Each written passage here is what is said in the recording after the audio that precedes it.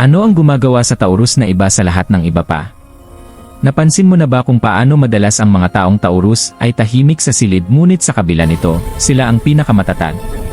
Hindi sila nagmamadali. Hindi nila hinahabol ang pansin. Hindi nila ipinaliliwanag ang kanilang sarili sa lahat.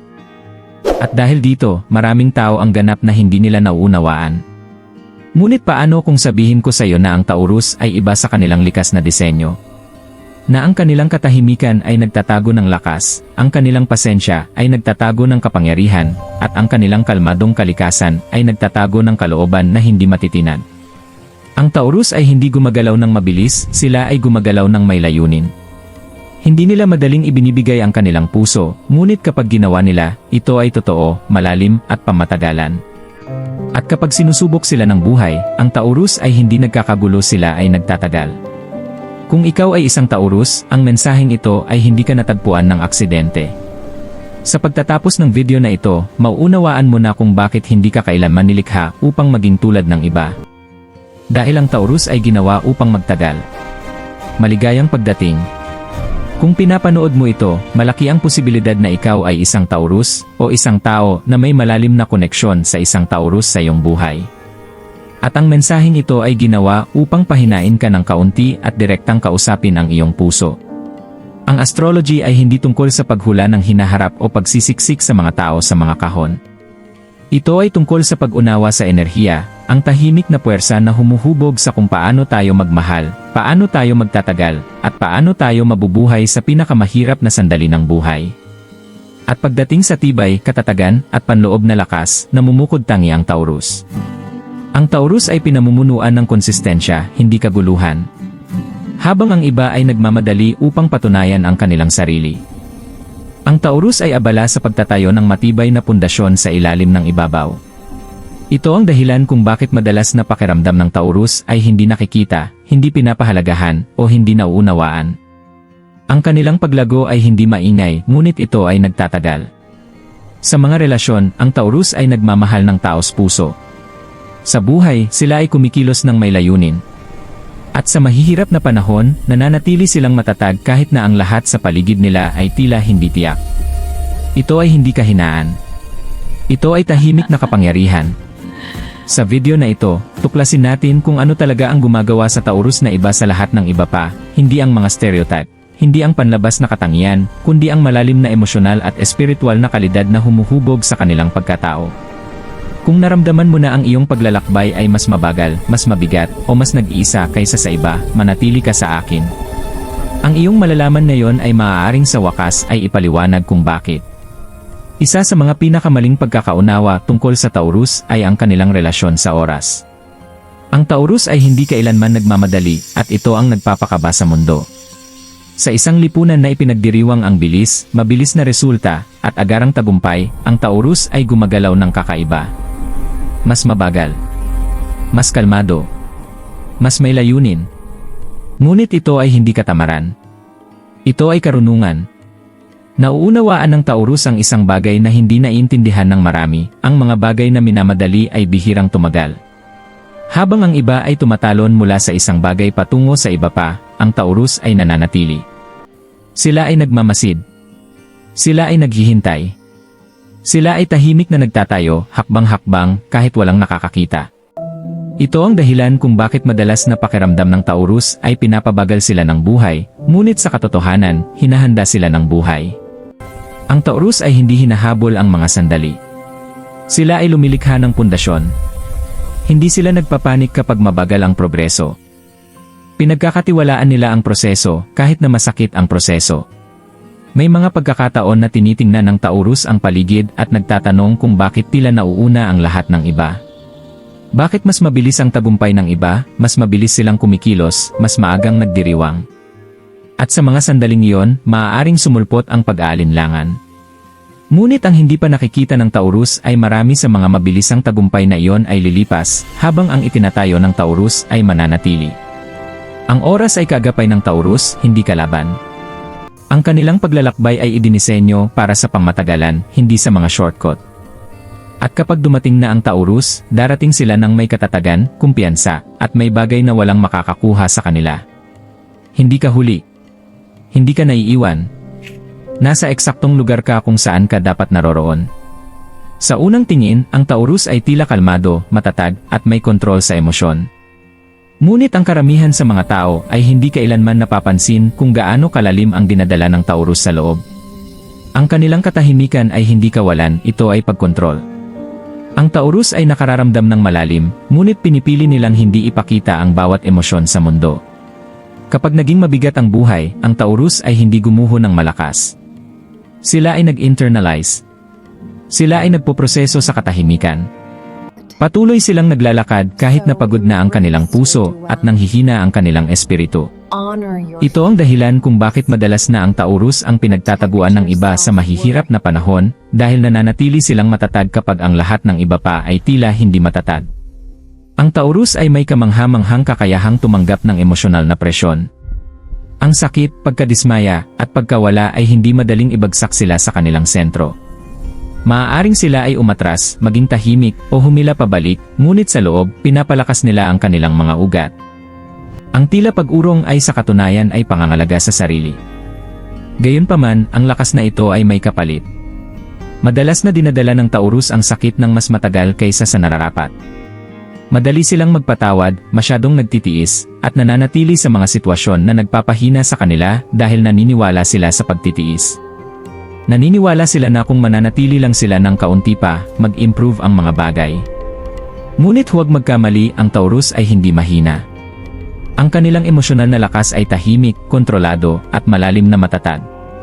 Hindi nila kailangan ipahayag ang kanilang pakikibaka upang patunayan ang kanilang tapang. Sila ay simpleng nakakaligtas dito. At kapag tuluyang gumaling ang Taurus, hindi sila babalik na mapait. Babalik sila ng mas matalino, mas kalmado, at mas emosyonal na matatag kaysa dati. Ang kanilang lakas ay hindi maingay, ngunit ito ay hindi matitinad. Isa sa mga pinakatinatanging katangian ng Taurus ay ang kanilang katapatan.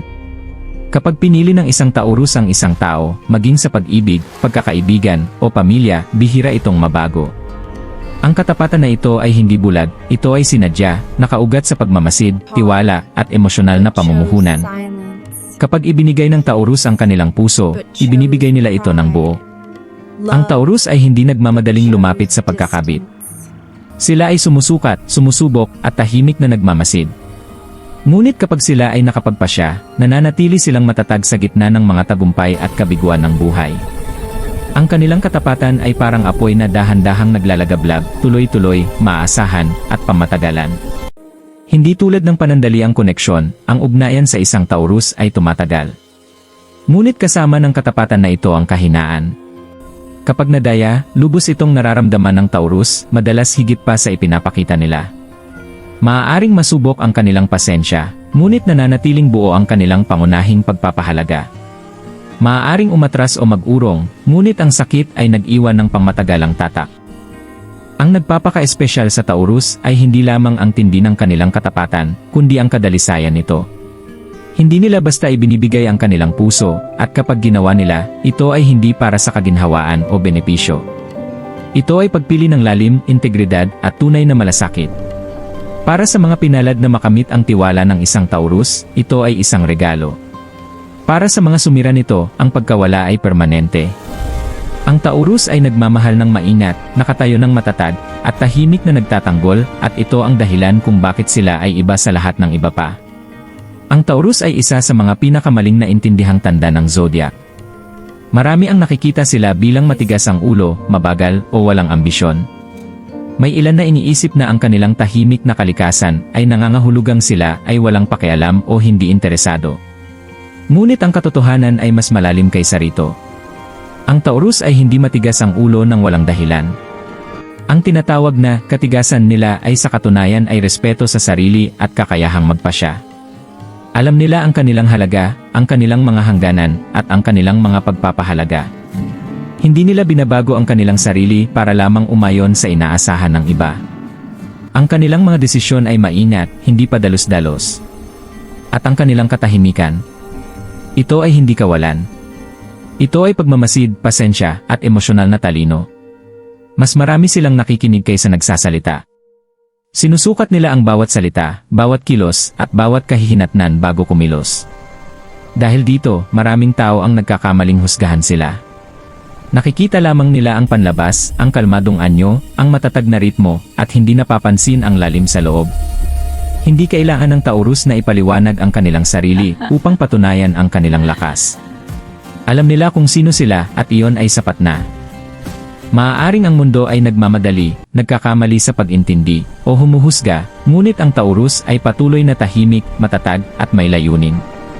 At iyon ang dahilan kung bakit sila ay tunay na naiba sa lahat ng iba pa. Dumarating ang isang sandali sa buhay ng bawat Taurus kapag naabot na ng pasensya ang hangganan nito. Hindi dahil padalos-dalos ang Taurus, kundi dahil matagal na silang nagtiis. Ang Taurus ay nagbibigay ng pagkakataon. Sila ay naghihintay. Sila ay umaasa. Sila ay naniniwala sa pagbabago. Ngunit kapag nagpasya na ang Taurus, ang desisyong iyon ay panghuli. Ito ang bahagi ng Taurus na kakaunti lamang ang nakakakita. Ang katahimikan ay nagiging kaliwanagan. Ang katahimikan ay nagiging hangganan. Walang drama, walang maingay na pagtatalo, at walang kailangan ipaliwanag. Ang Taurus ay simpleng umatras at pinipili ang kanilang sarili. Kapag sinabi ng Taurus na sapat na, nangangahulugan ito na napag-isipan na nila ito ng daan-daan na beses. Sinukat nila ang sakit, ang katapatan, ang pagsisikap na ibinigay nila, at tapos na silang isakripisyo ang kanilang kapayapaan. Ito ay hindi galit. Ito ay respeto sa sarili. At kapag nagawa na ang desisyong ito, hindi na lumilingon ang Taurus. Hindi nila muling bubuksan ang mga saradong pintuan. Hindi nila muling babalikan ang mga lumang sugat. Sila ay patuloy na sumusulong ng dahan-dahan, ngunit may hindi matitinag na determinasyon.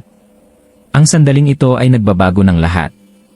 Ito ang sandali kung kailan titigil ang Taurus sa simpleng pag-survive at magsimulang protektahan ang kanilang hinaharap. At mula sa sandaling iyon, wala at walang sinuman ang makakagalaw sa kanila muli. Para sa bawat Taurus na nanonood nito, ang mensaheng ito ay para sa iyo. Iba ka, hindi ng aksidente, hindi dahil sa pagkakamali, kundi dahil sa disenyo. Ikaw ay nilikha upang magtagal, magmahal ng malalim, at manatiling matatag kapag ang mundo sa paligid mo ay tila magulo. Ang iyong pasensya ay hindi kahinaan, ito ay kapangyarihan. Ang iyong katapatan ay hindi pasanin, ito ay isang regalo. Ang iyong katahimikan ay hindi kawalan, ito ay lakas. At kahit na sinusubok ka ng buhay, kahit na hindi ka naintindihan ng ibang tao, hindi mo kailanman tinigilan ang paniniwala sa iyong sarili. Maaaring pakiramdam mo ay hindi ka nakikita o hindi pinapahalagahan minsan. Maaaring naisip mo kung bakit ang iba ay nagmamadali habang ikaw ay dahan-dahang nagtatayo. Ngunit alamin ito, ang mga pundasyong iyong binubuo, ang mga pagpapahalagang iyong pinoprotektahan, ang pagmamahal na iyong ibinibigay, lahat ng ito ay nagtatayo ng buhay na tatagal. Hindi ka ordinaryo. Ikaw ay Taurus. Tahimik ka, ngunit ang iyong presensya ay hindi malilimutan. Mapagpasensya ka, ngunit ang iyong mga desisyon ay makapangyarihan. Tapat ka, ngunit ang iyong pagmamahal ay hindi mapapalitan. Tandaan ito, ang iyong pagkakaiba ay ang iyong lakas. Maaaring hindi palaging maintindihan ka ng mundo, ngunit palaging igalang mo ang iyong sarili. Ang iyong paglalakbay ay natatangi, at ang iyong kwento ay malayo sa ordinaryo.